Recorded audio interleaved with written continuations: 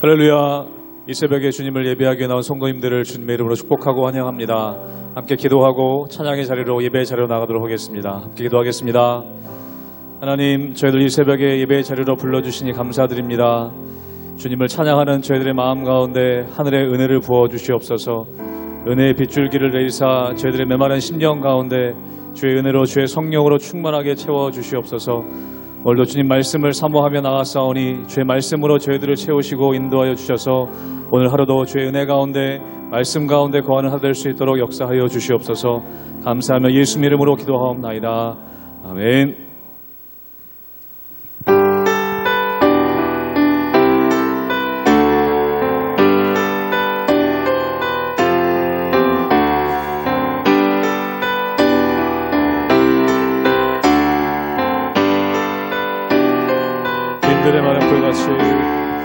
빈들의 마른 풀같이 시드는 나의 영혼 주님이 약속한 성령 간절히 기다리네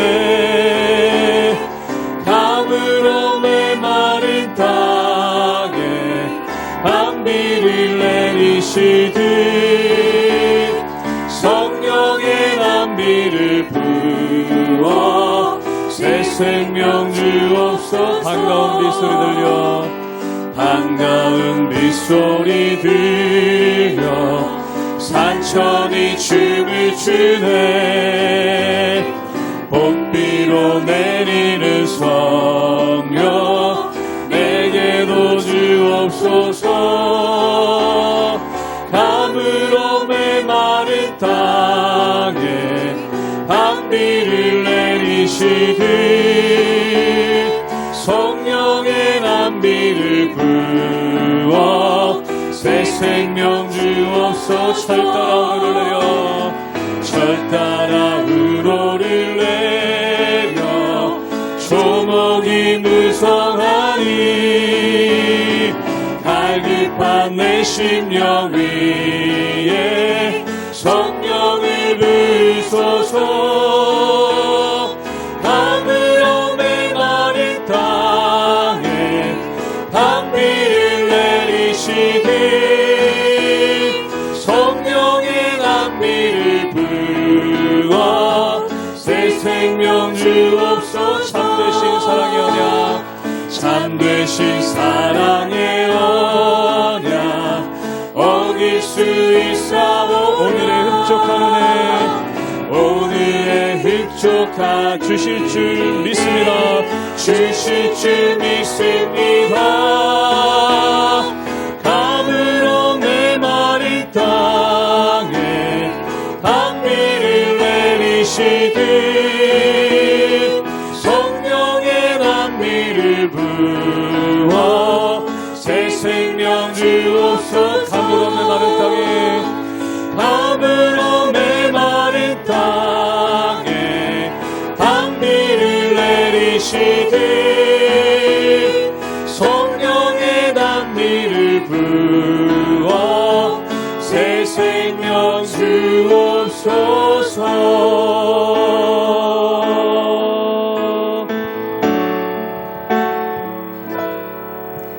주께 가까이 날 이끄소서. 간절히 주님만을 원합니다. 채워주소서. 주의 사랑을 진정한 찬양 드릴 수 있도록 주께 가까이 날 이끄소서.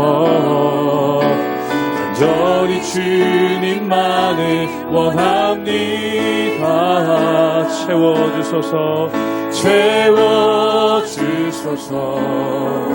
주의 사랑을 진정한 찬양 드릴 수 있도록 목마른 나의 영혼 주를 부르니 나의 맘 만져 주소서. 주님만을 원합니다. 더 원합니다. 나의 맘 만져 주소서. 주께 가까이 주께 가까이 날 이끄소서. 간절히 주님만을 원합니다. 채워주소서. 채워주소서. 주의 사랑을 진정한 찬양 드릴 수 있도록 목마른 나의 영혼 목마른 나의 영혼 주를 부르니 나의 맘 만져 주소서. 주님만을 원합니다. 더 원합니다. 나의 맘 만져 주 목마른 나의 영혼 주를 부르니 목마른 나의 영혼 주를 부르니 나의 맘 만져 주소서. 주님만을 원합니다. 더 원합니다. 나의 맘 만져 주소. 주님만을 원합니다. 주님만을 원합니다. 더 원합니다. 나의 맘 만져 주소서.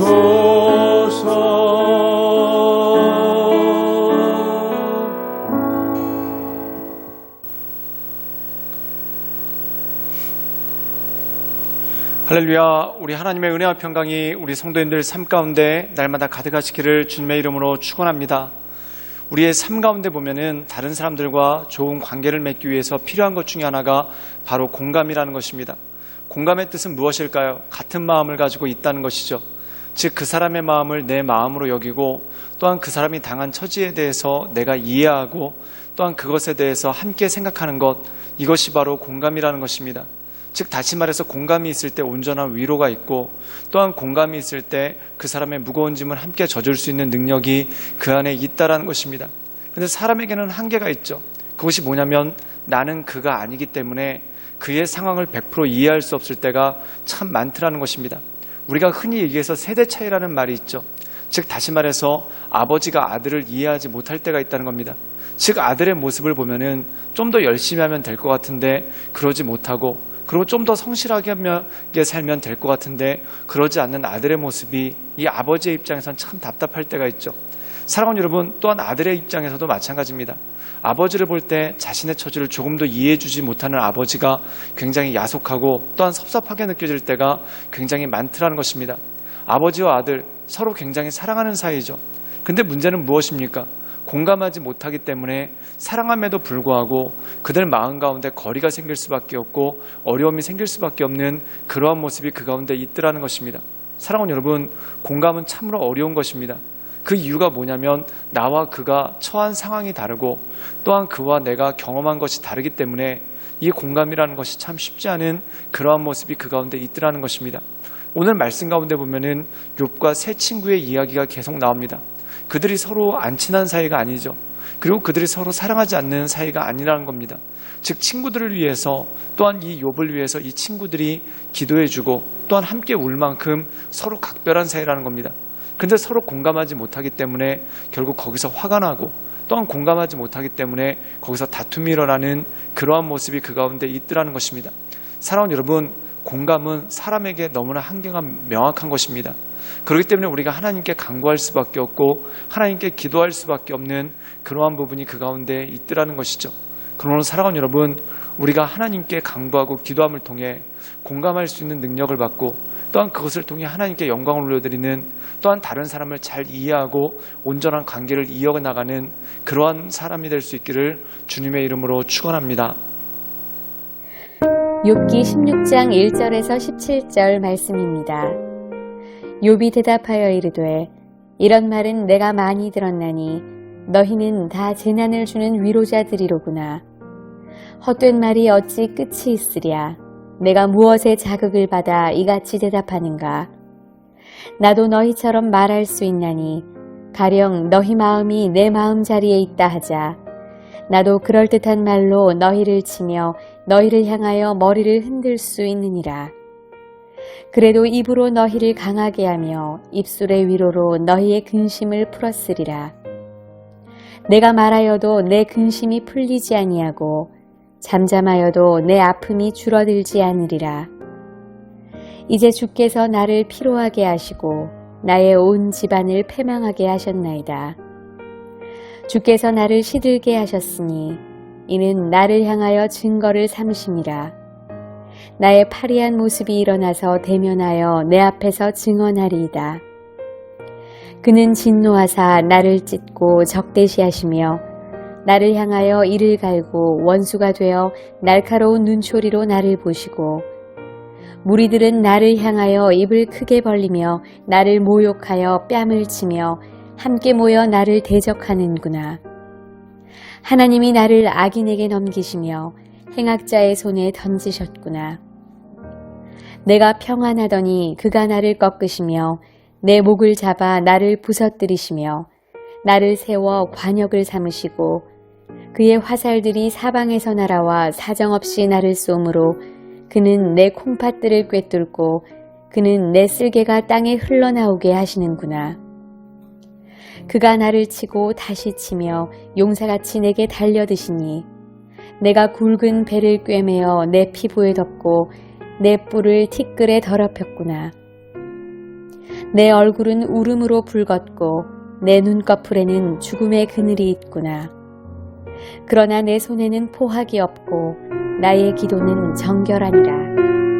오늘 말씀 가운데 보면은 엘리바스의 두 번째 이야기를 듣고 난 다음에 욥이 격분하게 되는 것을 보게 됩니다.